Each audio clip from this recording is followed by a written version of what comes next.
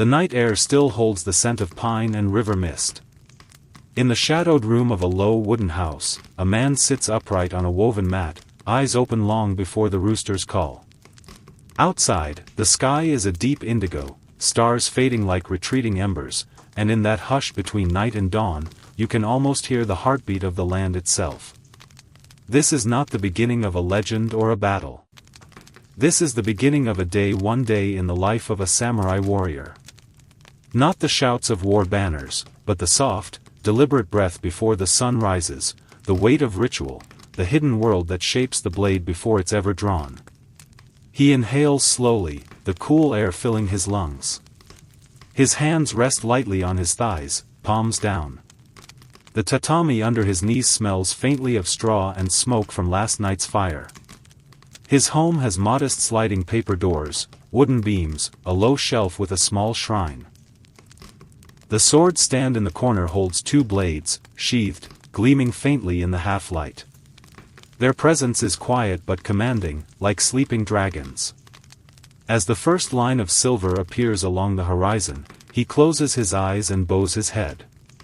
A silent prayer, a greeting to the ancestors. Not words, but an offering of breath. The walls around him seem to breathe too, wood expanding and contracting with the cool night air. In the stillness you can hear water dripping somewhere outside, the faint shifting of a horse in its stall. He rises with care, movements precise but unhurried. The floor creaks softly under his feet. In one corner, a wooden bucket holds cool water drawn from the well before nightfall. He kneels and splashes his face, the shock of cold chasing away the last threads of sleep. Another splash over his hands, another over his mouth. Purification before the day begins. This ritual, like every other, is an anchor. The world outside may turn with politics and war, but within these walls the rhythm is older than any lord's command.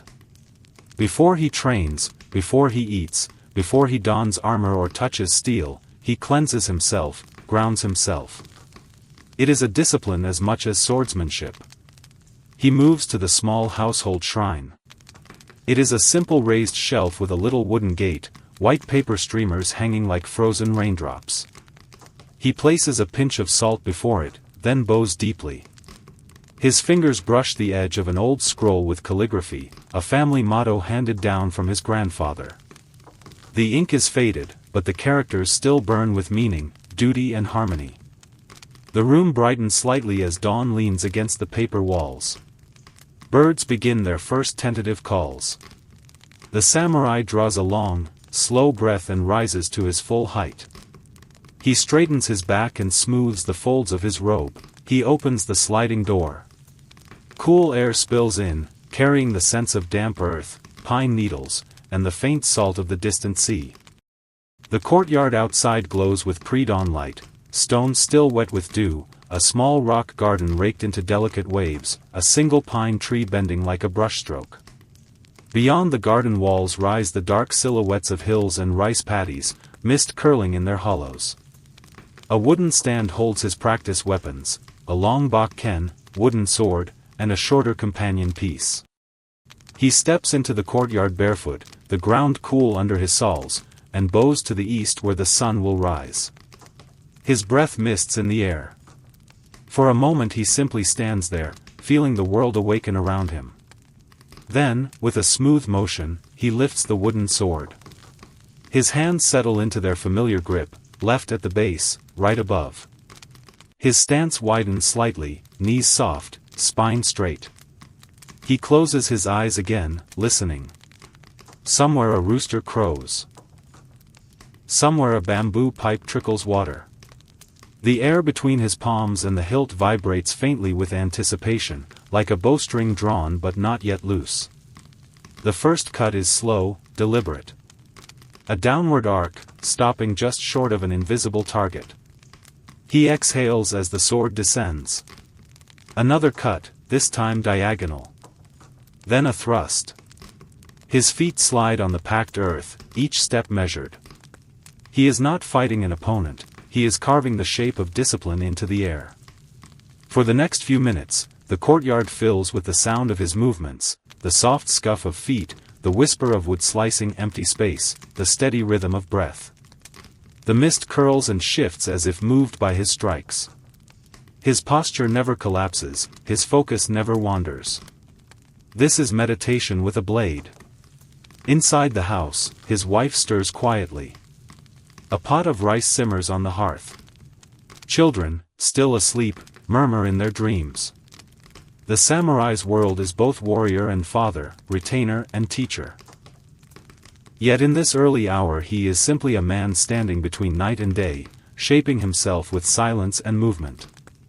When he finishes his kata, he lowers the bakken and bows once more toward the east. The horizon is now streaked with rose and gold. The first true rays of sunlight glance off the roof tiles. He straightens, shoulders relaxing, and draws a deep breath. The day has arrived. He sets the wooden sword back on its stand, then kneels again to brush dew from his hands. He will soon eat a small breakfast of rice, pickled vegetables, a sip of tea before donning his formal clothes and riding toward his lord's castle. But for now he lingers a moment longer in the courtyard, feeling the cool air on his face, the pulse of life. He turns back inside, the paper door sliding shut with a soft sigh. In the corner his armor waits on a low wooden stand, not the heavy plates for war but the lighter, lacquered pieces for training and official duties. The polished breastplate glints faintly in the new light, the helmet's crest casts a long shadow across the tatami. As a boy he used to stare at such armor in awe. Now it is simply another layer of his duty, something he maintains with the same care as his garden rake or his horse's bridle. He kneels beside the stand and begins to polish the lacquer with a cloth, slow circles that bring up a muted shine. This too is meditation. The armor smells of cedar oil and iron, of dusted straw and faint sweat. He checks the silk cords for fray, reties a knot. Outside, the birds have begun their full morning chorus. The mist that hung in the paddies is dissolving into sunlight. When the armor is ready he rises and crosses to a low chest where his formal garments lie neatly folded. The robe he lifts first is dark indigo with a white family crest stitched at the shoulder with 3 interlocking leaves. Beneath it he dons a lighter underrobe, over it a stiffened vest. Each layer feels cool against his skin, then warms to his body. He moves without haste, tying the sash with practiced ease, fingers never fumbling. His father taught him to dress like this before he could read, saying a warrior should be able to prepare himself even in darkness. On a small tray by the hearth sits his breakfast, a bowl of rice, a few slices of pickled daikon, a piece of dried fish softened in tea. His wife has set it out quietly while tending the children. He kneels before the tray, bows his head, and offers a brief thanks to the kami. The rice is warm and plain, the fish salty and strong, the tea faintly bitter. Each bite anchors him more deeply in the day. As he eats, the house breathes around him, a creak of the beam, a muffled laugh from the children's room, the hiss of the hearth. The ordinary sounds of a home in a land that expects extraordinary things of its men. He feels a flicker of affection and resolve. These small sounds are what he protects when he kneels before his lord, when he rides under banners, when he drills with his comrades at dawn. He wipes his hands on a linen cloth and rises. On the wall hangs a narrow wooden rack with 2 swords. With great care he lifts the shorter blade, the wakizashi, and slides it into his sash. Then, reverently, the longer katana. The weight against his hip is familiar and steadying. He checks the bindings, the cords, and the polish of the guard. This is not yet a day for war, but the sword is part of him. He carries it as naturally as his own breath. Outside, the courtyard glows brighter now. The mist has lifted, revealing neat rows of rice seedlings glistening like emeralds in the paddies. Beyond them, the hills are touched with gold. He steps out and calls softly to the stable. His horse, a sturdy bay with a dark mane, snorts and stamps, recognizing his voice. The samurai crosses the yard and strokes its neck, feeling the warmth under his palm, the steady pulse of life.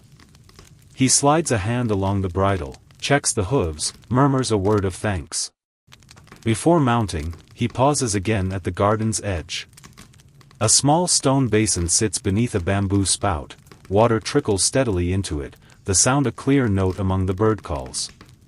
He cups his hands, drinks a mouthful, then splashes the remainder over his face. A final purification. The water is cold and sweet. He mounts the horse smoothly, the leather creaking under his weight. From this higher view the village road stretches ahead, a narrow dirt track lined with low houses, curling smoke, and blossoming trees. He turns the horse toward it, but for a moment lingers, looking back at the long shadows of his home. His wife stands in the doorway, a child on her hip, another peeking from behind her robes. She does not wave, but bows slightly. He inclines his head in return. No words pass between them, the gesture holds all they need. Then he heels the horse gently and starts down the path. Hooves thud softly on the damp earth. Dogs bark in the distance. Other peasants are already in the fields, bending to their work, raising their heads as he passes. Some bow, some simply watch. His family crest, faintly visible on his robe, marks him as a retainer of the local daimyo. His presence is both familiar and quietly commanding. The road winds between bamboo groves and small shrines. He passes a cluster of children chasing a hoop, a farmer leading an ox, an old woman sweeping her porch. At each wayside shrine he dips his head slightly, acknowledging the kami within. He rides not like a conqueror but like a thread moving through a larger tapestry, a man whose private rituals and public duties are stitched together by discipline. As he nears the castle town, the sun breaks fully over the hills. The roofs ahead shine like wet ink. Banners stir faintly in the morning breeze. The air smells of river water, cooking rice, and the faint tang of iron from the smithy. He feels the day gather itself around him like armor. Soon he will dismount and train, reporting to his superiors, drilling with comrades, practicing not only the blade but the mind that wields it. But for now, as his horse carries him across the last stretch of country road, he breathes in the morning deeply. The sky above is a clear. This is the threshold between private and public life, between the quiet inner world of the samurai and the world of duty and demonstration. Before the castle gates rise ahead, he has already anchored himself in ritual, discipline, and purpose. His day has begun as it always does, before dawn, in silence, in mastery of self. The road narrows as it approaches the outlying moat of the castle town.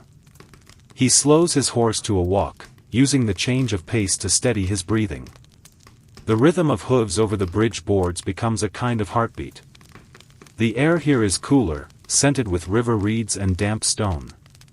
On either side, fishermen are already hauling up their first catches, nets glistening. The samurai notices them without staring, nodding almost imperceptibly. They bow in return, a choreography of mutual recognition between classes that share the same dawn but live under different codes. Ahead, a wooden gate flanked by watchtowers rises from the mist. Two guards in simple armor lean on their spears, straightening as he approaches. Their eyes flick to the crest on his sleeve, then to the swords at his waist. They step aside, one hand lifting in a sign of respect. He rides through without a word. Inside the gate the town begins like a low murmur, lanterns still faintly glowing, shutters creaking open, the smell of fresh rice cakes mingling with iron filings from the smithies. He dismounts near the stables attached to his lord's compound. A young stable boy hurries forward, bowing low before taking the reins. The samurai strokes the horse's neck once, murmuring a blessing, then turns away. Each step he takes across the packed earth yard is deliberate. A sparrow flits from a beam overhead, scattering a few feathers. He notices the feather spiraling down and for an instant it draws him back to his own youth running errands for his father, dreaming of the day he might wear a crest of his own. He lets the memory pass, like the feather settling on the ground. The training yard lies beyond a line of cypress trees. Even now, in the early hour, he can hear the distant clack of wooden sword striking. Other retainers have already begun their exercises. He walks under the trees, their branches filtering the sunlight into shifting patterns on the path. The scent of resin is sharp and clean. A small stone lantern stands at the entrance to the yard, a votive flame still flickering within it. He pauses long enough to bow slightly, acknowledging the guardian spirit. When he steps into the yard, the world contracts to essentials: sand, wood, sweat, breath. Rows of young men in simple practice robes are running drills with Bakken, their faces taut with concentration. The instructor, an older samurai with a graying topknot, calls out commands in a voice like gravel. Blades snap to feet shift on sand. He crosses to the edge of the yard, removes his outer robe, and ties his sash tighter. The students glance at him out of the corners of their eyes. His presence is both a test and an example. He begins his own warm-up away from the group, slow, precise cuts through empty air, each motion flowing into the next, the tip of the wooden blade tracing invisible arcs. Inhale as the blade rises, exhale as it falls. Again. Again. The world narrows to the hiss of breath, the weight of the practice sword, the feel of sand underfoot. Sweat begins to bead on his brow.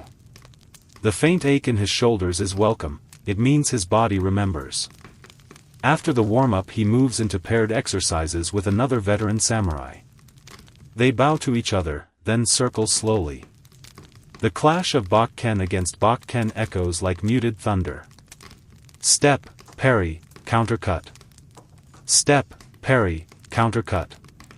Each exchange is a dialogue without words, testing reflex, patience, intent. The rhythm of it drives thought away, leaving only presence. When the bout ends they bow again, breath steaming in the morning air. He steps back, rolling his shoulders, feeling the pulse of blood through his arms. Around him the younger men are still drilling. The instructor's voice rises, falls, calls a halt. Birds scatter from the eaves at the sudden silence. The samurai lets the moment stretch, then lowers his wooden sword. This is the hour when his mind sharpens most, when the quiet discipline of dawn solidifies into skill. Later there will be orders, duties, errands, perhaps even messages from the capital. But now, before the day fully takes hold, he inhabits the purest form of his path, practice for its own sake. A bell sounds faintly from within the compound, 3 slow strokes, signaling the morning audience with their lord. The samurai wipes his brow with a cloth, slides the Bakken back into its rack, and retrieves his outer robe.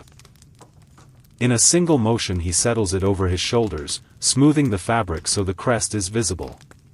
His swords he adjusts at his hip until they hang just so. The transformation is subtle but complete, from solitary practitioner to formal retainer. He walks across the yard toward the hall. Cypress shadows lie long and cool on the path. In the distance the castle rises above the roofs like a mountain of pale stone and dark beams. The sun strikes its tiled eaves, turning them to silver. The samurai feels the weight of tradition pressing on him and also lifting him. He straightens, draws a deeper breath. His private rituals of awakening and practice have prepared him for this, to enter the day not as a collection of tasks but as an unbroken flow of duty, skill, and gleams like still water. A hush falls over the retainers assembled within. He steps across the threshold, bows low, and joins his place among them. The first rays of full sun slant through the high windows, catching dust motes that drift like tiny sparks. He feels himself both particle and flame, a man and a tradition. The day has fully begun. Morning practice, blade and mind. The air of the castle town has changed now, what was mist is becoming light. Inside the training complex the smell of cypress and sand mixes with the faint tang of oil from polished armor. This is the hour when the world around the samurai truly wakes, yet for him it is still a time of inwardness, of shaping the blade within before he takes up the blade without. He leaves the audience hall with measured steps, descending a narrow corridor lined with calligraphed scrolls. The brushstrokes depict maxims he has known since boyhood: patience sharper than steel, water stronger than rock, but every morning he glances at them as though for the first time. Each stroke a whisper, each whisper a reminder of what he is shaping inside himself. Outside, the yard waits. Students are already forming ranks, wooden swords at the ready, their sandals whispering over the sand. The instructor, a stooped veteran with a voice like temple bells, raises a hand. Silence spreads through the ranks like ripples. He gestures to the samurai to step forward. It is not unusual. The younger retainers study not only the old master but also the manner of the seasoned warriors who have absorbed his teachings. The samurai bows and takes his place at the head of the first line. For a heartbeat he closes his eyes, drawing in a slow breath that smells of resin and sweat and the faint sweetness of morning tea carried on the breeze. Then he begins the sequence. First stance. Feet grounded, knees soft. Hands at the tsuka, wooden blade low. Inhale. Raise the sword in a single smooth arc, exhale as it descends. Again. And again. The bakken slices air, making a low, satisfying rush. Around him dozens of others echo the movement, a forest of arms rising and falling in rhythm. The sound becomes like surf on a beach. Hush, crash, hush, crash as breath and motion unite. He shifts into the second sequence, the one that trains awareness. Step forward, pivot, strike, draw back. Eyes not on the blade but on the periphery, feeling the movement of bodies around him without focusing. The instructor calls out a cadence, each word like the striking of a drum. The samurai lets his mind ride the sound. Thought recedes, presence expands. In this space he can feel his heartbeat slow, his awareness widen until it touches even the flutter of a sparrow land, polishing the mirror of the self until it reflects without distortion. He remembers his teacher's words, a blade without mind is a stick. A mind without a blade is a cloud. Together they are the path. As he moves through the patterns, the words become sensation, the weight of the sword, the shift of his hips, the grounding of his soles in sand. The instructor calls a halt. The young men stand breathing hard, faces bright with effort. The samurai keeps his posture a moment longer, letting the silence settle. Then he lowers the bakken, bows to the instructor, and steps back. Now comes the paired exercises. 2 by 2 the students face each other, wooden swords raised. He is paired with a promising youth whose eyes are fierce but still unfocused. They bow. Begin. The first clash is gentle testing. Wood meets wood with a dull crack. Step, parry, counter. Step, parry, counter. The youth strikes too soon, the samurai deflects easily, letting him feel the imbalance. They circle, strike again. This time the youth hesitates, the samurai flows past his guard, taps his shoulder lightly. A lesson without a word. Sweat glistens on the boy's brow. They reset, bow, and begin again.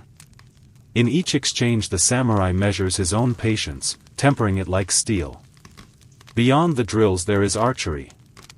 After returning the bakken to the rack, he crosses to the range where targets of straw stand under the shade of pines. Here the scent of the air is different, pine sap and oiled bowstrings. He unstrings his katana, lays it aside with a bow, and takes up the yumi. The bow is taller than he is, a curve of laminated bamboo and wood.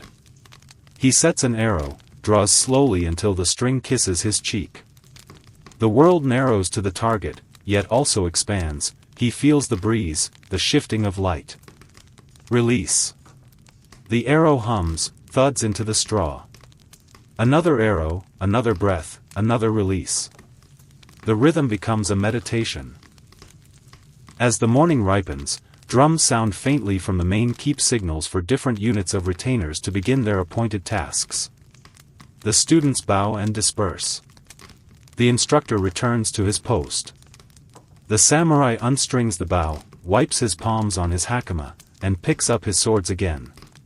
Practice has ended for now, but its residue lingers in him, a stillness, a brightness behind the eyes, as though the blade has cut away the haze of ordinary thought. He walks back toward the inner courtyard. Servants hurry past carrying scrolls, trays of food, armor for inspection. The smell of charcoal fires drifts from the kitchens. Somewhere a lute begins to play, but for this moment, between practice and duty, he allows himself a single, long breath. The sun is climbing now, burning off the last of the mist. In its light the walls of the compound glow warm as fresh cedar. The samurai turns from the pond and walks on, footsteps measured, heart steady. Morning practice has ended, but its echo will shape everything he does until night falls. Duty and the road beyond the gates. The courtyard is fully awake now, and so is the province. Black lacquered gates stand open to the road, banners hanging like still waterfalls of silk. Beyond them the land stretches toward hills and rice paddies, mist clinging to the low places, cranes stepping through the shallows. The air carries the scent of cedar, wet earth, and the faint smoke of distant hearths.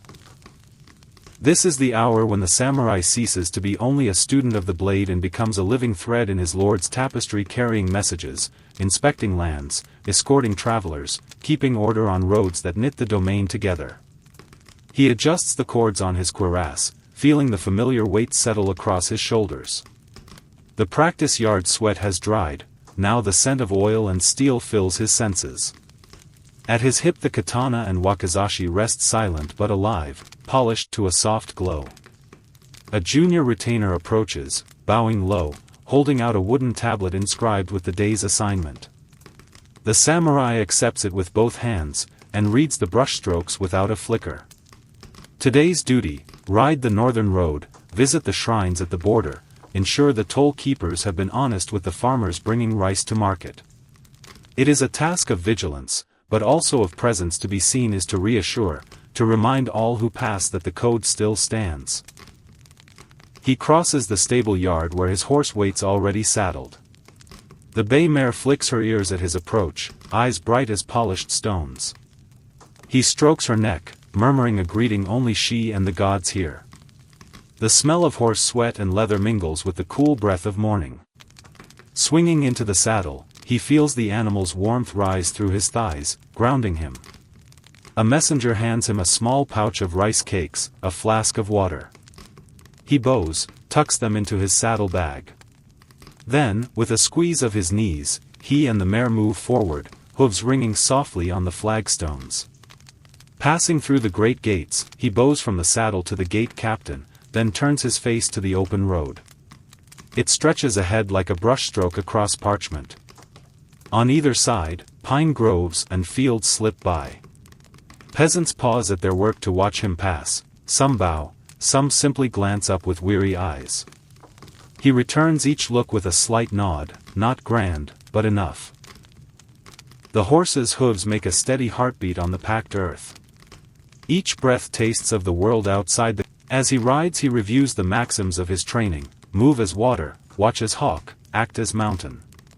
These are not slogans but living disciplines. A samurai on the road is not merely a courier but a guardian, a presence meant to knit the Lord's order with the people's daily lives. Along the way he stops at the first toll station. The keepers bow deeply, their ledgers spread before them. He dismounts, inspects the entries, asks quiet questions. Farmers with carts wait nearby, heads bowed. He glances over their loads of rice, salt, bundles of rushes for thatching, and notes the wear on their hands, the wariness in their eyes. He speaks gently, his questions precise but not harsh. Trust is a currency as real as a coin.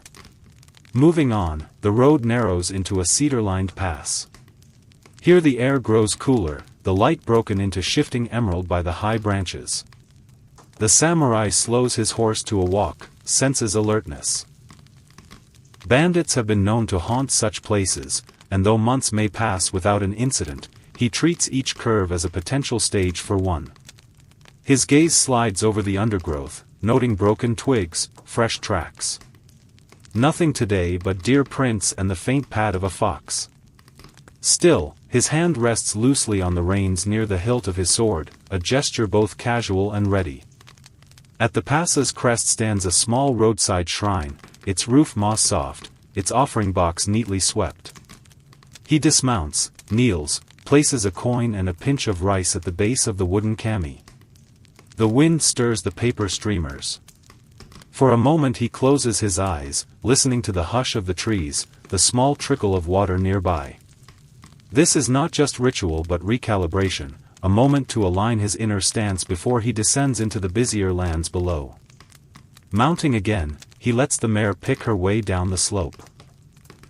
By midday the road spills into a market village where banners flap over stalls heavy with vegetables, fish, and woven goods.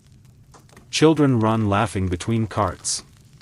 A troupe of traveling performers juggles bright sticks to the beat of a drum. The samurai rides slowly, eyes taking in everything, the merchant scales, the faces of passers-by, the interplay of laughter and tension. Some step back to bow, others pretend not to see. He feels neither pride nor resentment, only a steady watchfulness. This too is practice moving among people as among opponents, reading the currents beneath the surface. At the far edge of the village he dismounts again to speak with the headman. The man's back is bent but his voice is clear.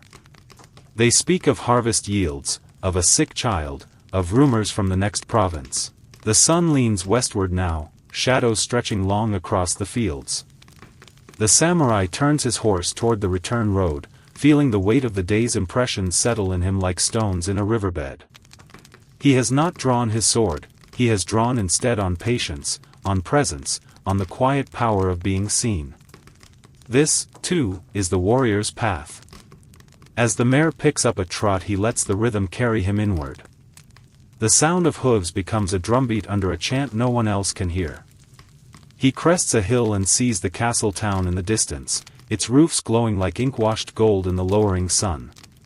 Between here and there lie a few more shrines, a few more checkpoints, a few more chances to practice what his morning training prepared him for: vigilance without hardness, authority without arrogance, motion without waste. He touches the hilt of his katana lightly, not in threat, but in recognition. The blade is with him, but so is the mind. Together they are the road. The hill road curves down toward a river crossing, and the samurai slows his mare to a walk. Afternoon light has turned the water into a sheet of beaten silver, dragonflies dart above it, their wings catching tiny sparks of sun. A ferryman in a straw hat bows deeply as he poles his raft across. The samurai guides his horse aboard, feeling the subtle sway as they drift to the far bank. In the pause he lets his eyes roam the horizon, distant blue ridges, a lone temple bell ringing from somewhere unseen, the hush of wind through rushes. This is the part of duty most outsiders never imagine, not battle, but endless movement, endless watching, the weaving of small acts into the invisible net of order. On the far side he dismounts again, leading the mare through a narrow lane between rice paddies. Farmers bend at the waist, planting seedlings in flooded rows, their straw hats bobbing like boats. One raises his head and, seeing the crest on the samurai's sleeve, straightens and bows, mud dripping from his hands. The samurai inclined his head in return. No words. None needed. The mere exchange steadies the farmer's heart: the Lord has not forgotten us. A child darts out from a hut carrying a bundle of bright mountain azaleas and offers them shyly. The samurai kneels, accepts the gift with both hands, tucking a sprig behind his saddle strap. He thanks the child softly, voice low enough to be swallowed by the wind. Such moments matter. They are as much a part of his armor as the steel at his side. Beyond the paddies the path enters a grove of cryptomeria so tall and old they dim the daylight into a green cathedral. The ground is carpeted with fallen needles, the air smells of resin and rain. Here, far from the eyes of villagers, he lets his mare pick her way slowly while he attends inwardly to his breathing. Inhale, the scent of stillness of the dojo onto the road. Let each step be kata. Midway through the grove a small stone jizo stands at the path's edge, its surface worn smooth by generations of hands. A peasant has left a tiny straw hat on its head. The samurai halts, bows from the saddle, then continues. Duty does not end with swords, it flows also through respect, through the invisible lines of courtesy that tie land and people together. When the trees open, the road descends into another settlement, this one built around a hot spring. Steam rises in thin white plumes from the rocks. Merchants' banners flap, showing painted waves, cranes, pine needles. He hears laughter, women washing clothes in the mineral water and the rhythmic clack of a woodworker shaping bowls. He rides through without breaking his steady pace, eyes taking in the scene, the pattern of footprints, the mood of faces, the scents of sulfur and miso drifting from stalls. All signs are normal. All signs are alive. At the edge of town an old retainer waits beneath a willow. The man bows, hands him a scroll sealed with the Lord's crest, a new instruction. He breaks the wax, reads. An envoy from another domain will pass through the southern road tomorrow, the checkpoint must be prepared. The samurai nods once, rolls the scroll, tucks it into his sleeve. Already his mind maps the path, the timing, the provisions required. This is the unseen fabric of the warrior's day, adapting without outward fuss, turning orders into seamless action. The sun dips lower, light filtering amber through dust and steam. His mare flicks an ear, he pats her neck, whispers a word of thanks. Together they climb the ridge that will lead them back toward the castle town. Below, the river gleams, beyond, the roofs of the keep rise like stacked clouds.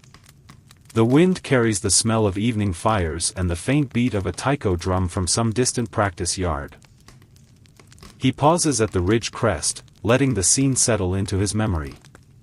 Every day is different, yet every day is part of the same great circle: train, ride, watch, guide, return. He feels the pulse of that circle now, running not just through his own muscles but through the horse beneath him, through the fields, the villages, the banners at the gates.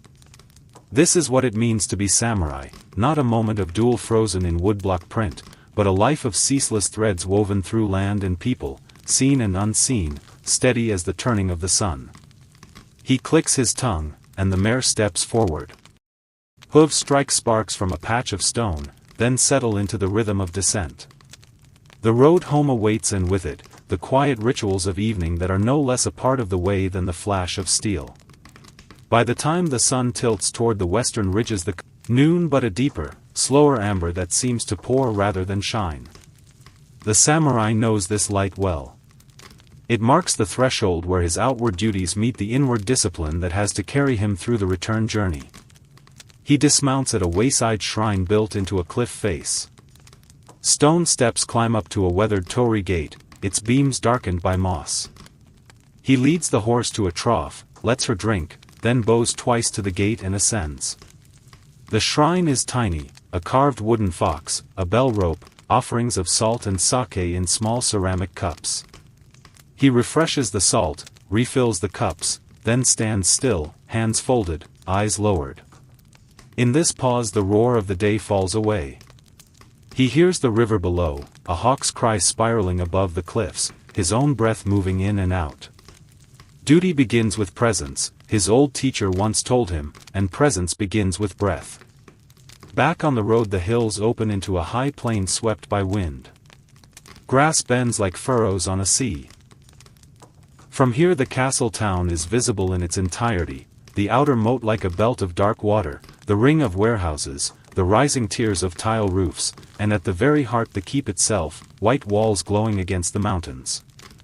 A plume of smoke curls from the smithy where armorers are working late.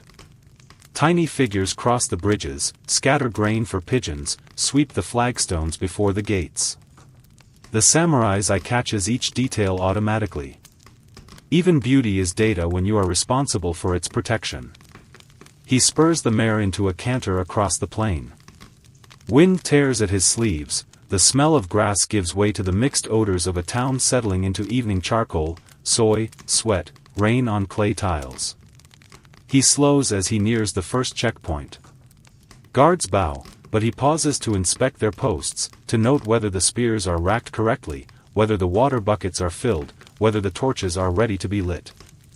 One guard straightens nervously. The samurai's gaze is calm but thorough. He corrects a strap here, adjusts a stance there, leaves without rebuke but with every man a little more alert than before. Within the outer ring of warehouses he walks the mare between stacks of rice bales and casks of oil. Merchants are tallying ledgers by lantern light. He exchanges a few quiet words with a senior clerk about tomorrow's envoy, the supplies, and the weather. A messenger appears with another note, he reads it, memorizes, burns the paper. The rhythm of the day is like a kata extended over leagues of space, every movement deliberate, every transition flowing into the next. Finally, at the innermost gate, the air shifts. The outer bustle fades behind him and the calm of the inner bailey rises ahead, manicured gardens, koi gliding beneath a stone bridge, the muted chatter of women drawing water at a well. A group of children chase each other across the grass. Sparrows. The samurai dismounts, hands the reins to a groom, and walks on foot. Each step here is measured, each bow to a passerby precise, as though entering a temple. In a way, he is. He crosses a covered corridor toward the guard house where he will write his evening report. The tatami smells faintly of rush and sun. He sits on his heels, unrolls a fresh sheet of paper, dips the brush. By the light of a single oil lamp he records the day, the villages visited, the merchants spoken to, the shrine tended, the condition of the road, the readiness of the posts. He writes without ornament, but the strokes are steady, graceful.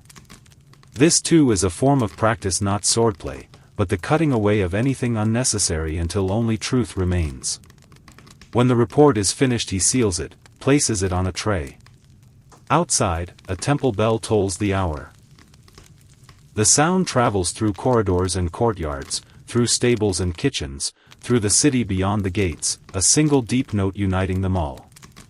He sits still, eyes closed, feeling the vibration move through his ribs. This is why we do what we do, he thinks. So that this sound can continue unbroken from one dusk to the next. He stands, stretches, collects his thoughts. Soon he will eat a simple meal, tend to his armor, perhaps practice a few quiet cuts in the garden before night fully falls. Beyond that he will sleep on a thin mat with his blade within reach, mind already shifting toward tomorrow's duties. Yet for this brief space between day and night he lets the world simply be, the hush after the bell, the smell of oil and pine smoke, the slow deepening of shadows across the courtyard. From the ramparts, the last rays of sun catch the crest on his sleeve. Below, the town lights flicker on one by one like stars called down to earth. Above, the first true stars answer. He draws a slow breath, feeling himself a thread in a vast, quiet fabric, invisible, necessary, enduring. Midday in the inner compound, lessons of courtesy and command. The sun is at its zenith, turning the white plaster walls of the castle into sheets of light. Courtyards shimmer, crows call from tiled ridges, and a thin breeze carries the smell of pine from the hills. Inside the inner compound the day slows, yet beneath the quiet hum of servants and officials runs a constant current of order, like an unseen river shaping stones. It is here, in this hour of stillness, that the samurai's duties change from the outward to the inward, from the sword to the mind. He removes his straw hat, wipes his brow with a cloth no bigger than a hand, and crosses a wooden bridge into a shaded veranda. Slippers wait, a servant kneels and takes his outer coat. The samurai's gait becomes a fraction softer, his hands folded at his waist. In these halls every gesture is a form of screens slide open, a cool draft touches his face. He steps into a tatami-lined hall where light filters through paper walls in squares of gold and white. In the center of the hall sits his lord, not in armor but in a plain robe, a lacquer writing table before him. Around the edges, scribes and younger retainers kneel, brushes poised. A hush ripples through the room at the samurai's entrance, but his bow is deep, slow, no louder than the sound of a brush lifted from ink. He kneels opposite the lord and sets a small wooden box between them, the day's sealed report, an offering of facts and loyalty. The lord nods once. No words are exchanged. Everything necessary has already been said in the strokes of the brush. A bell chimes from a distant corridor, the signal for midday instruction. The samurai rises and moves to an adjoining chamber where the younger pages and squires are gathered. Their faces are still flushed from morning drills, they smell of sweat and sun-heated cloth. He kneels before them, takes a sip of tea, and begins to speak. His voice is low, deliberate, like a stream threading through stones.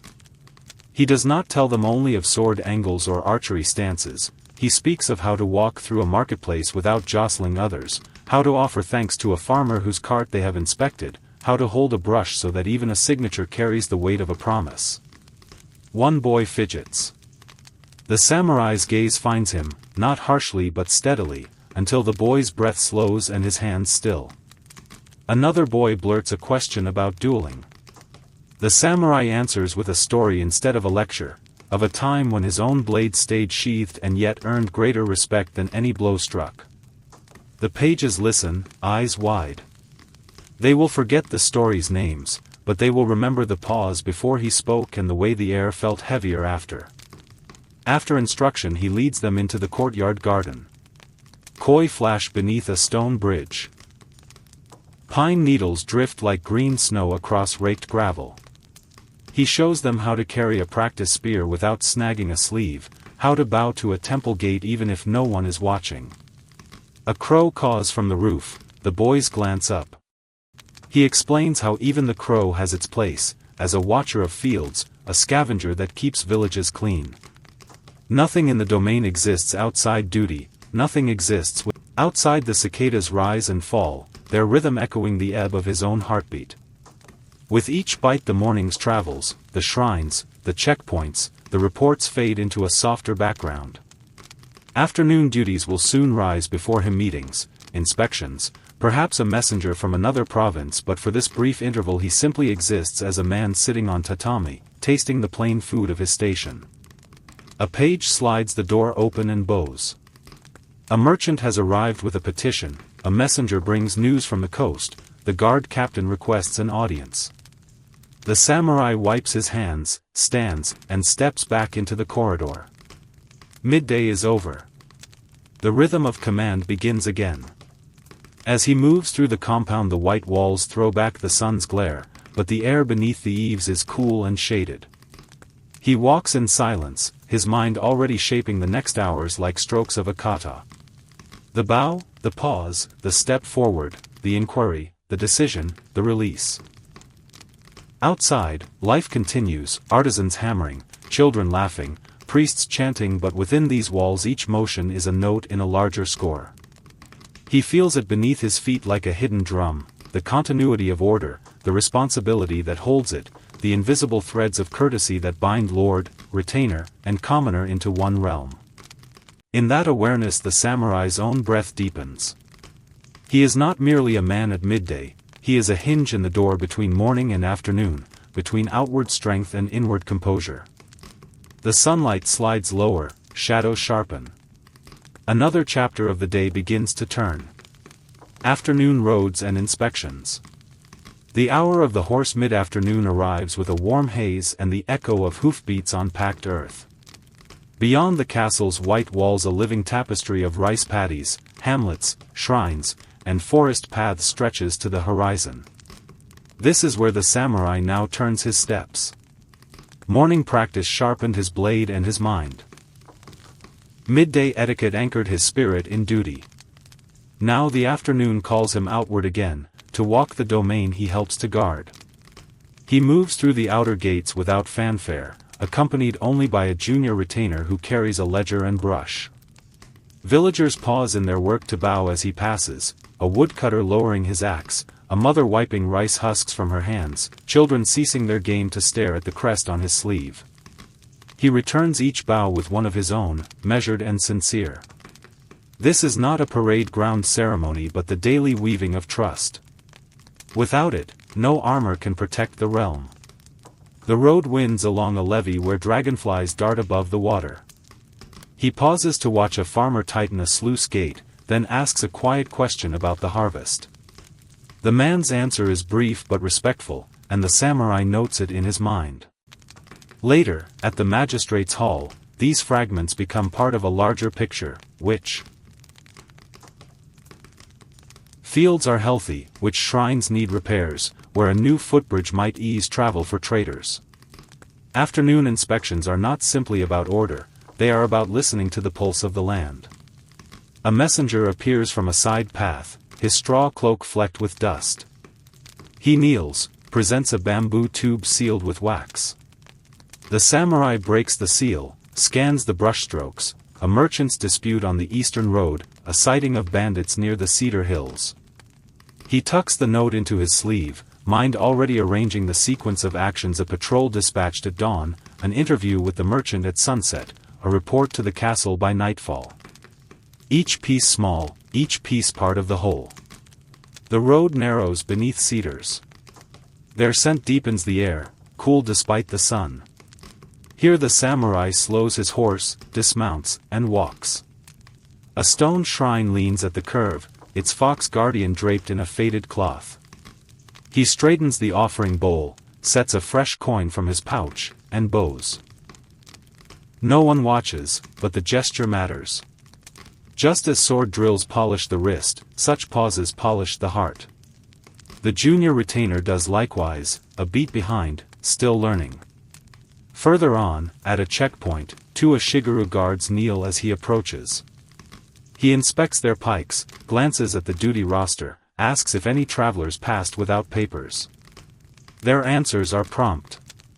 He offers a few words of praise for the neatness of their logbook, small encouragements that ripple through discipline more than punishment ever could.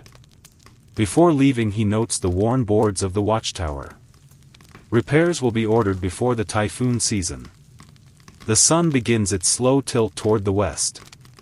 Fields glow bronze, smoke rises from cooking fires. Children chase each other along dikes, their laughter thin but bright in the heavy air. The samurai feels the weight of the day settling into his shoulders again, not as burden but as reminder.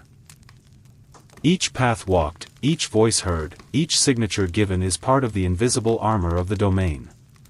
He and his companion turn back toward the castle by a different road, taking in another stretch of paddies, another cluster of cottages. Here a bridge has half collapsed, there a shrine's bell rope has frayed. Each observation, like a brushstroke, will join the larger picture painted in his evening report. Yet between the notes and the nods he also notices the simple beauty of a kite wheeling above a plowed field, the smell of miso soup drifting from a doorway, the hush of cicadas as the sun slides behind a ridge. By the time the white walls of the castle come back into view, shadows have lengthened and the first evening breezes cool his skin. He dismounts at the gate, hands his horse to a stable boy, and pauses once more to wash dust from his hands at a stone basin. Afternoon roads and inspections are complete. The day is turning toward dusk, and with it, another layer of the samurai's life, another chapter of duty and quiet watchfulness. Twilight by the garden. Dusk seeps like ink into the paper sky, and the castle's stones hold the warmth of the day even as the air cools. Lanterns flicker on one by one, their glow soft against the gathering blue. The samurai walks a narrow corridor lined with shoji screens toward a small inner garden. This is the hour when duties slip off his shoulders like a loosened haori, and the body, sword hand, and spirit are brought back into harmony. He slides the screen aside and steps into the garden. A pond mirrors the dimming sky, carp stir beneath the lily pads, rippling the reflection of a crescent moon. Pines bend in elegant arcs, their needles whispering. Gravel paths curve in patterns raked earlier by quiet hands. He unbuckles his katana and wakizashi, placing them carefully on a wooden stand at the veranda edge, never far, but for now at rest. In a small pavilion at the garden's heart the dojo waits, polished cedar floor, faint scent of camellia oil, a rack of practice swords. A few candles burn low in niches, their flames steady. The samurai bows before stepping inside, the gesture automatic yet meaningful, a boundary between the outer world and this inner space. He feels his breath slow, his senses sharpen in the hush. This is not training in the harsh glare of morning but training as meditation. He takes up a bakken, its weight familiar but forgiving, and begins a kata so old its origin is lost. Each movement flows into the next draw, cut, step, turn like water over stones. Muscles remember what the mind no longer has to command. Outside, a night bird calls. Inside, wood meets air with a soft rush. An apprentice joins him quietly, bowing before crossing the threshold. The boy's face is a map of concentration, eyes on the master's hands. Without words the samurai adjusts a stance, a grip, a breath. The boy repeats, falters, steadies. This is how the art is passed down, not in grand proclamations but in patient correction, in the echo of steps across a wooden floor at twilight. When the forms are complete they sit seiza facing the open garden. The pond darkens to ink, the first stars emerge. Crickets start their chorus. The samurai pours a small cup of tea from a pot kept warm near the tatami and hands it to the apprentice. They drink without speaking, the warmth of the liquid grounding them.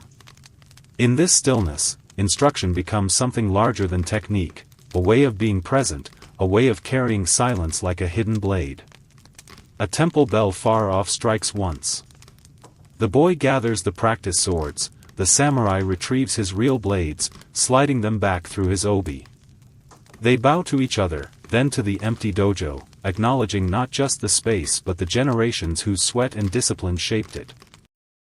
As they leave, the candle flame outside the garden has shifted. Fireflies blink among the reeds, and the moon has climbed higher. The samurai walks the gravel path slowly, feeling the coolness seep through his sandals. He pauses at a stone lantern, runs a hand over its rough surface, and breathes in the mingled scents of pine and night-blooming flowers. Twilight by the garden is a hinge between world's duty and rest, discipline and contemplation, self and something larger. At the veranda he turns once more toward the pond. Its surface is perfectly still now, reflecting both stars and lantern light. He bows slightly, a gesture of gratitude to the space, to the day, to the unseen threads that tie his life together. Then he slides the screen shut behind him. Inside, the corridors are dim and quiet, servants pad past carrying trays, preparing the household for evening meals. The samurai walks on, his footsteps soft, carrying with him the calm forged in the dojo at dusk. Nightfall in the castle. The sun has slipped behind the dark line of hills and the world has turned indigo. Paper lanterns flicker to life along the covered walkways like small floating moons, casting circles of honey-colored light on the polished wood. The smell of cedar smoke drifts from hidden braziers. Nightfall in the castle is not abrupt but a gentle lowering of a curtain, a series of soft signals that the day's outward exertions are over and the inward hours begin. The samurai returns from the garden and dojo, his blades once more at his hip. The corridors are hushed now except for the muted shuffle of servants laying tatami mats, bringing trays of food, lighting candles. In the main hall a low table has been prepared. Cushions wait on either side. The meal is simple but beautiful, bowls of rice, grilled river fish brushed with miso, pickled mountain greens, clear soup fragrant with yuzu. Steam rises in faint curls, carrying with it the scent of earth and river and forest. He kneels at the table, bowing briefly before lifting the first bowl. Eating is unhurried, almost ceremonial. Each bite is a moment of gratitude. Around him the castle breathes like a great animal settling for the night, beams creak softly, wind sighs through the garden pines. From a distant corridor comes the plucked notes of a shamisen as a young retainer practices for the evening's entertainment. Somewhere deeper within the complex a monk chants sutras, his voice low and steady, a thread of sound weaving through stone.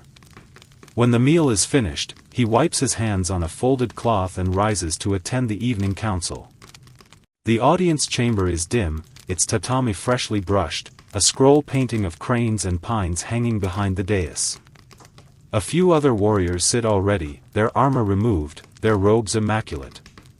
They bow as he enters, and he bows in return, settling into seiza at the edge of the circle. This is not a council of war but of order, messages from distant estates, reports on harvests, disputes between peasants, preparations for a festival.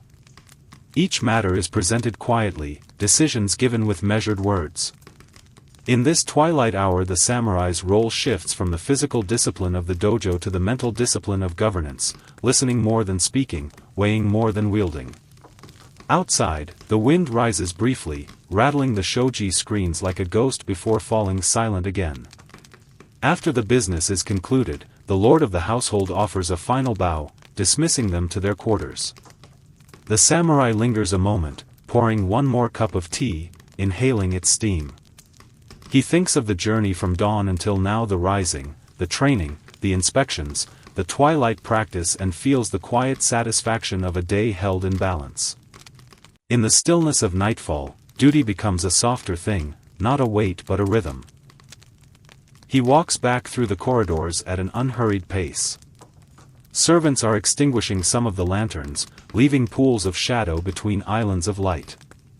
In the inner courtyard a small stone basin reflects the moon. He pauses there, cupping his hands to rinse his face with cool water, letting the day's heat drain away. A cricket sings. Somewhere a guard shifts his spear on the night watch. The castle has entered its dream time. At his chamber door he slides the screen open and steps inside. A single candle burns near the alcove where a hanging scroll depicts Mount Fuji under snow. The smell of tatami and ink is clean and familiar. He removes his swords once more, placing them within arm's reach of his bedding, and kneels to offer a short prayer for vigilance, for wisdom, for the strength to rise again at dawn. The candlelight trembles but does not go out. Nightfall in the castle is not an end but a turning inward. Outside the walls the world lies dark and uncertain. Inside, a small island of order glows. The samurai breathes deeply, feeling the cool air fill his lungs, and lies down, not to sleep yet but to rest in the hush, listening to the pulse of the place he serves. The midnight watch. A single bell strikes deep within the castle grounds. Its tone rolls through the beams and paper screens like a slow wave. Midnight. Most of the household sleeps now, yet the castle does not entirely surrender to darkness. In the courtyards, low lanterns glow behind latticework. Along the walls, guards pace softly, their sandals whispering over stone. The samurai stirs from his mat at the sound of the bell, not as one jarred awake but as someone keeping a promise. He has been assigned the midnight watch tonight, a duty of vigilance as much spiritual as practical. Rising, he folds his bedding, smooths the tatami with his palm, and reaches for his sword. Sliding open the shoji, he steps into the corridor.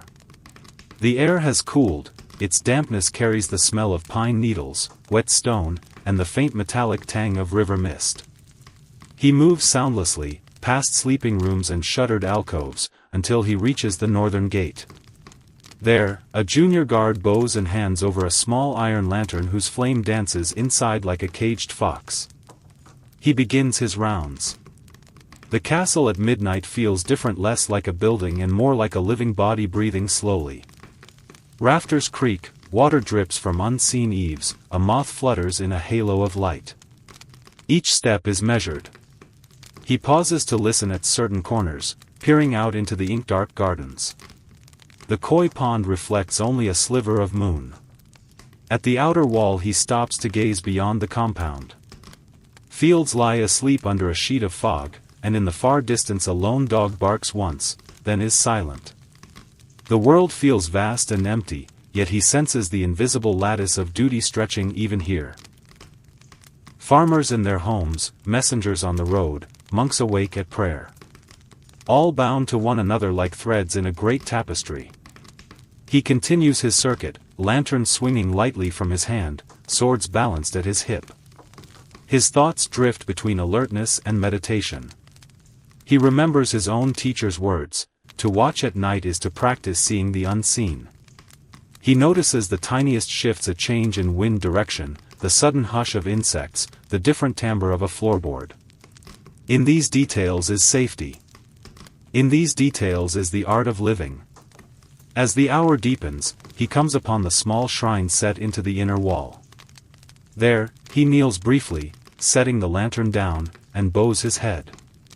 A carved fox peers from the shadows, a bundle of rice and a sprig of cedar have been left as offerings. The samurai closes his eyes and inhales the faint scent of incense lingering from the evening. When he rises again, the castle seems calmer, its pulse slower. His final round takes him past the training yard, now empty and glistening with dew. He can almost hear the ghosts of morning practice, the hiss of blades, the bark of commands, the rhythm of feet on packed earth. All gone now, but waiting to return at dawn. At last he returns the lantern to the junior guard, exchanging a silent bow.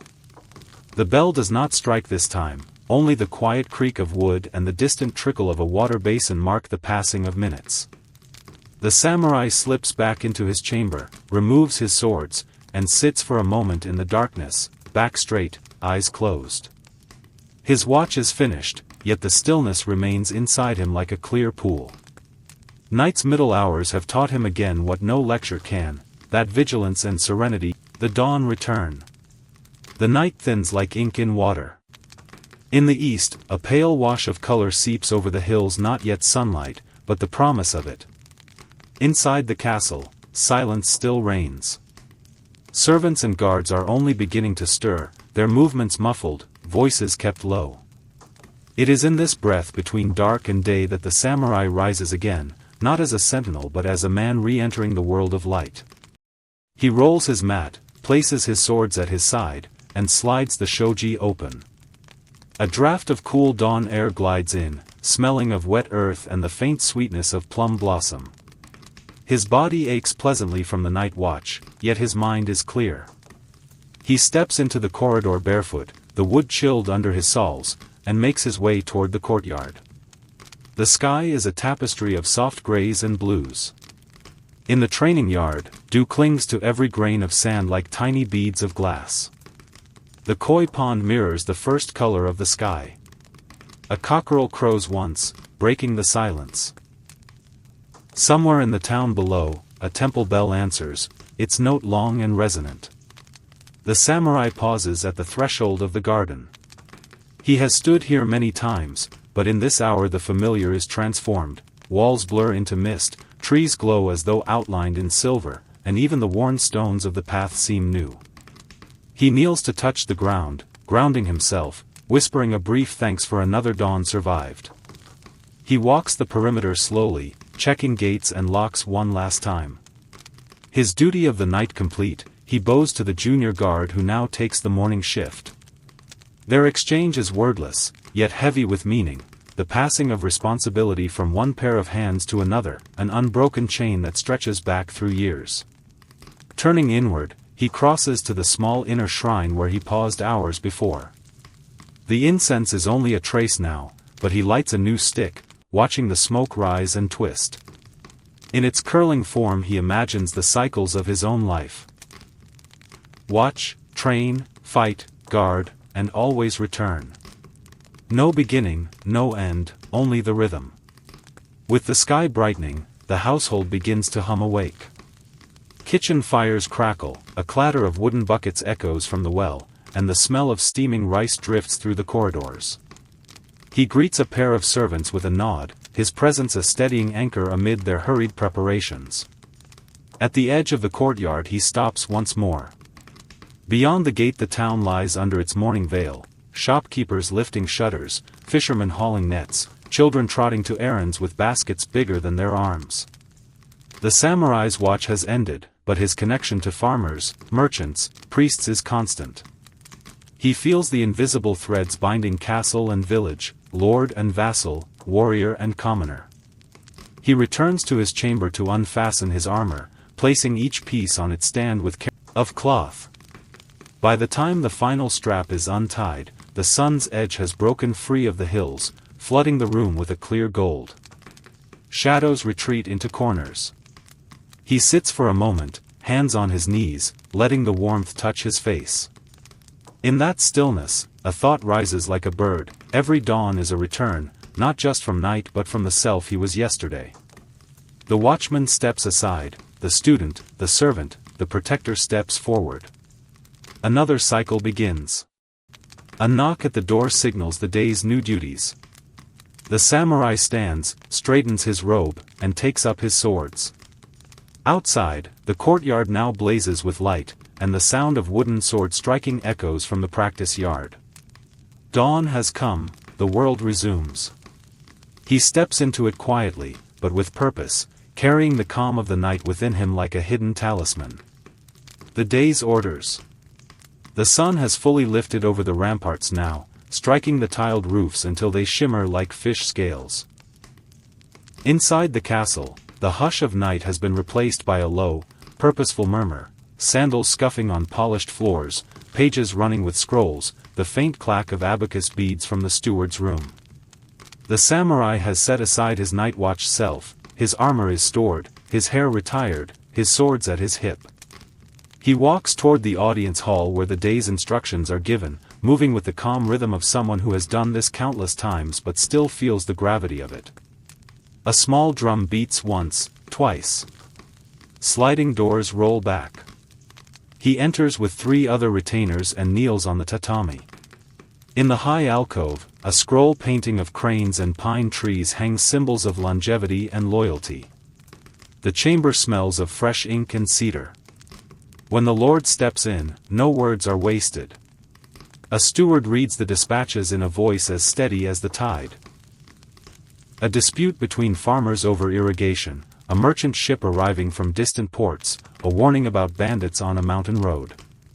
Each matter is a ripple that might grow into a wave. Each will need eyes, judgment, and sometimes a sword.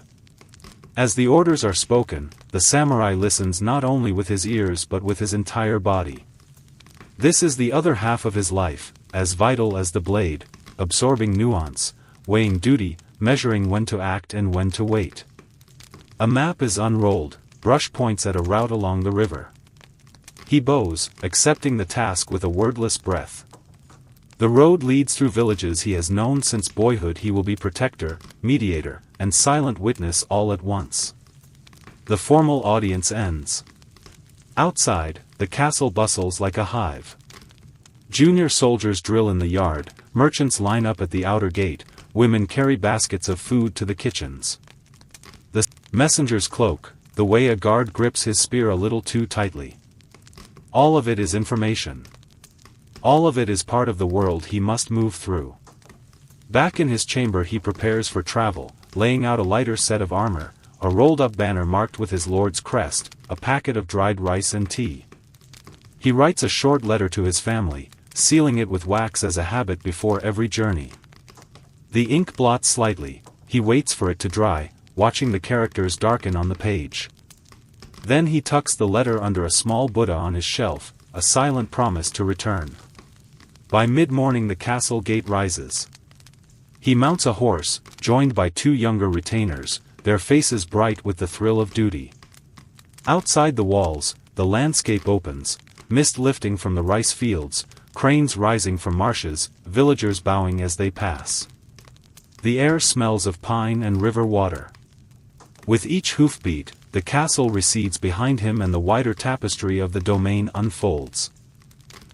On the road he feels the weight of the orders not as a burden but as a thread connecting him to everyone else, peasants and lords, merchants and monks.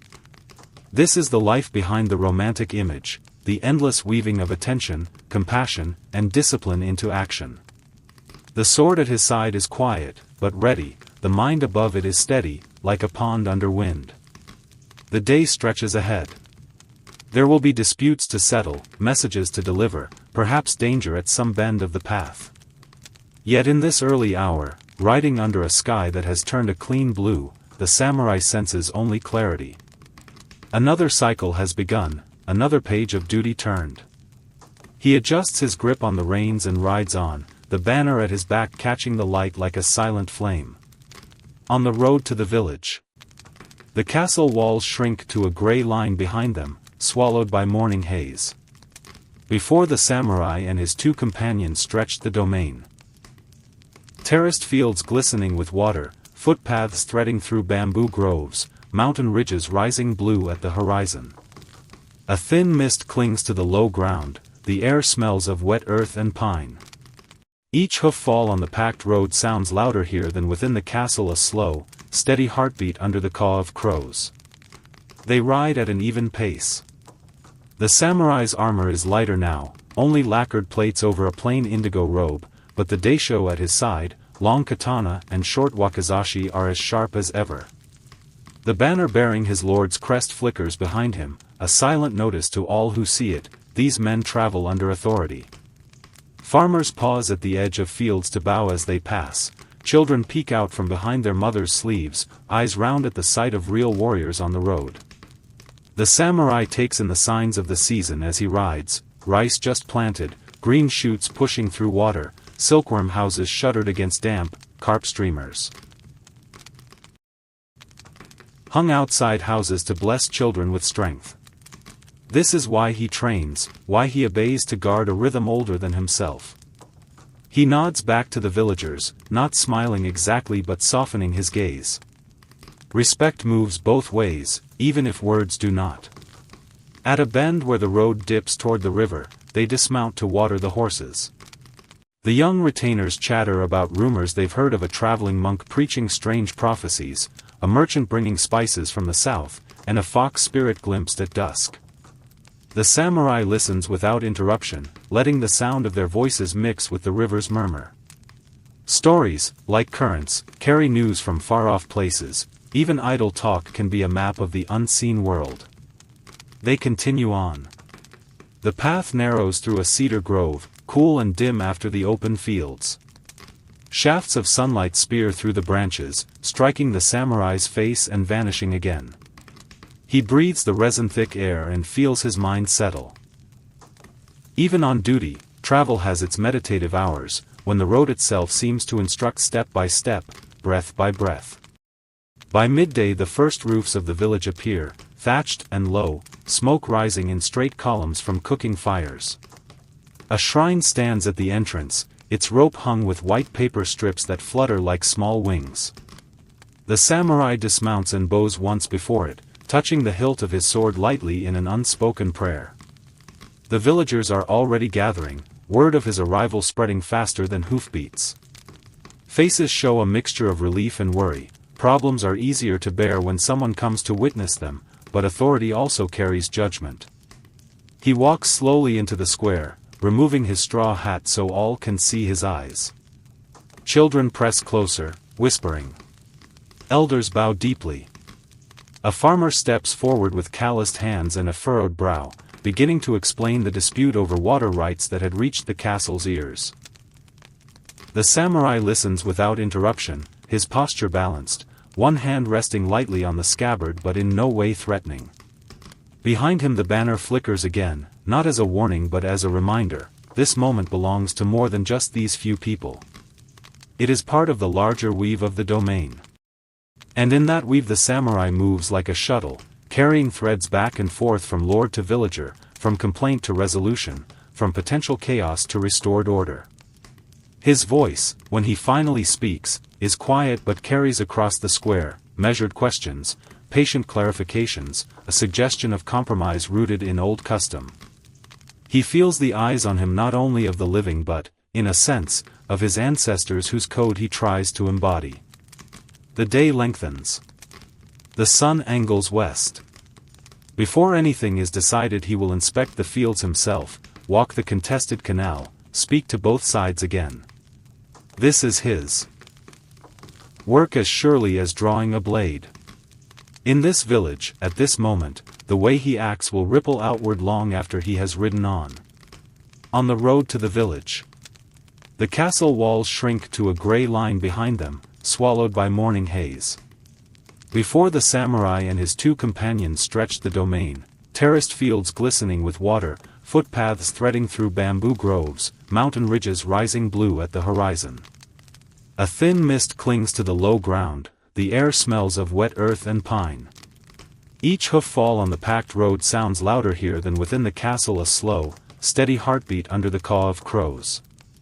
They ride at an even pace. The samurai's armor is lighter now, only lacquered plates over a plain indigo robe, but the daisho at his side, long katana and short wakizashi are as sharp as ever. The banner bearing his lord's crest flickers behind him, a silent notice to all who see it: these men travel under authority. Farmers pause at the edge of fields to bow as they pass. Children peek out from behind their mothers' sleeves, eyes round at the sight of real warriors on the road.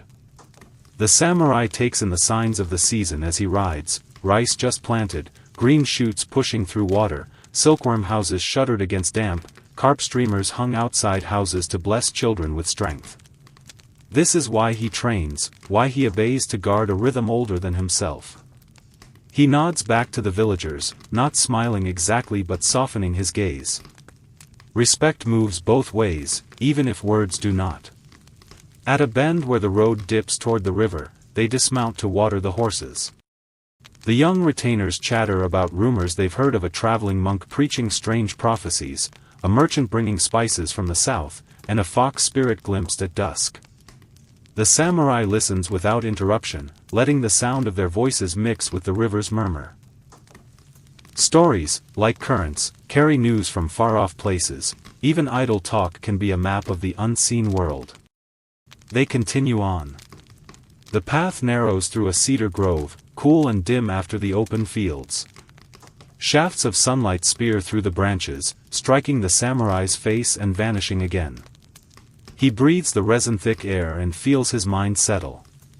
Even on duty, travel has its meditative hours, when the road itself seems to instruct step by step, breath by breath. By midday the first roofs of the village appear, thatched and low, smoke rising in straight columns from cooking fires. A shrine stands at the entrance, its rope hung with white paper strips that flutter like small wings. The samurai dismounts and bows once before it, touching the hilt of his sword lightly in an unspoken prayer.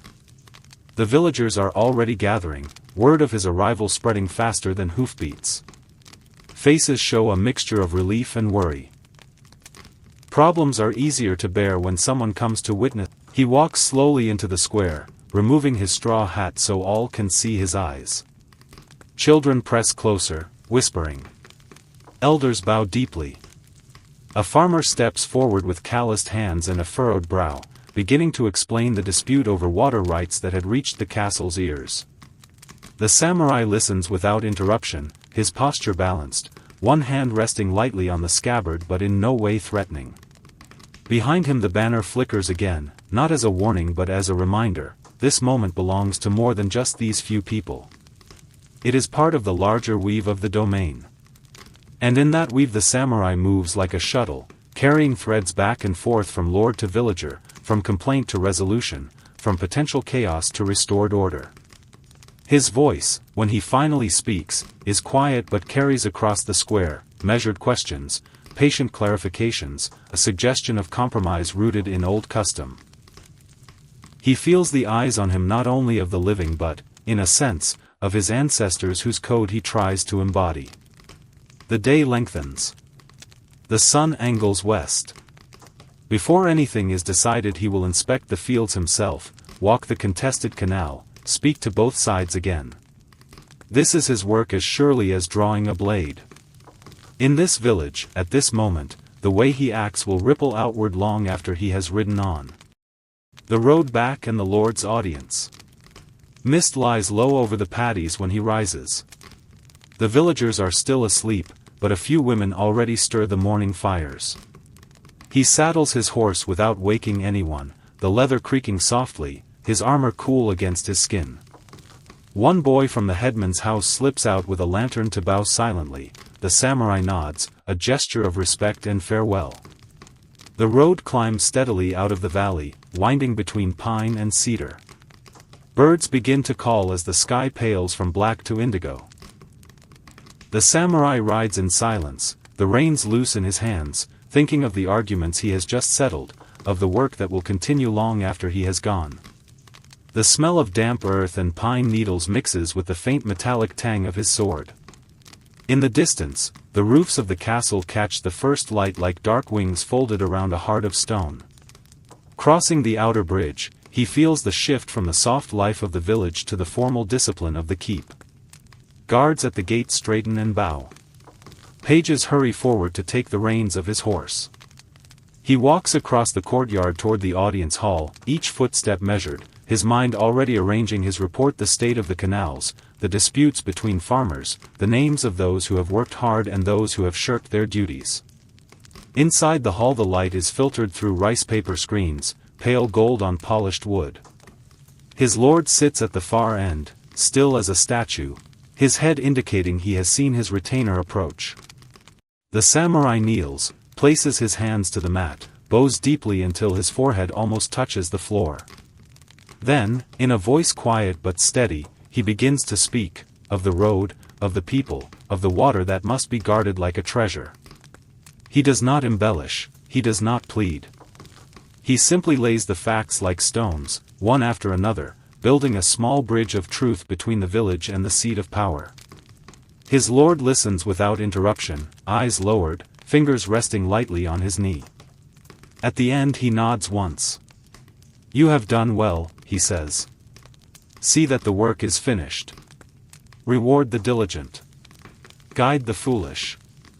A tray of tea is brought, the samurai accepts it with both hands, feeling the porcelain warm against his palms.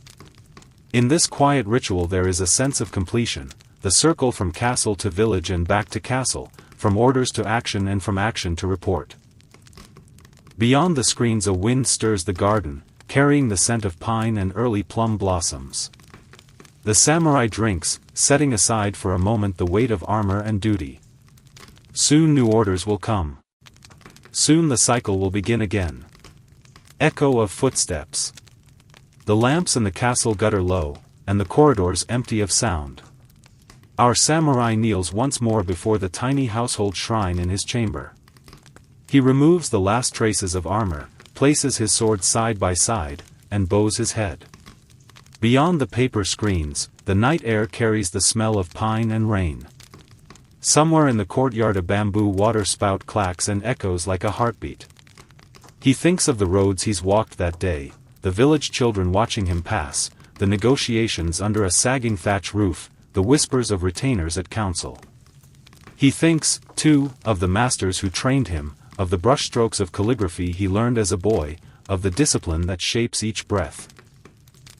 Each duty is done, yet each duty is a thread in a much larger weave of a life of service and vigilance that stretches back generations and forward into the unknown. As the candle burns lower, he opens a small scroll, a poem from his teacher, and reads it silently. Outside, the stars will above the castle roofs. Inside, his mind becomes still as the ink on the paper. In that stillness, for a moment, you can almost hear the heartbeat of an age of codes and courtyards, of steel and cherry blossoms, and you feel the weight and grace of the samurai's day settle gently into your own breathing. The scene fades not with an ending but with a sense of continuity. Tomorrow the sun will rise, and the samurai will rise with it, to train, to travel, to serve, to reflect. But for now, as you listen, you can let that image of calm discipline and quiet honor carry you into your own night, like a lantern flickering in a long corridor, leading you towards sleep.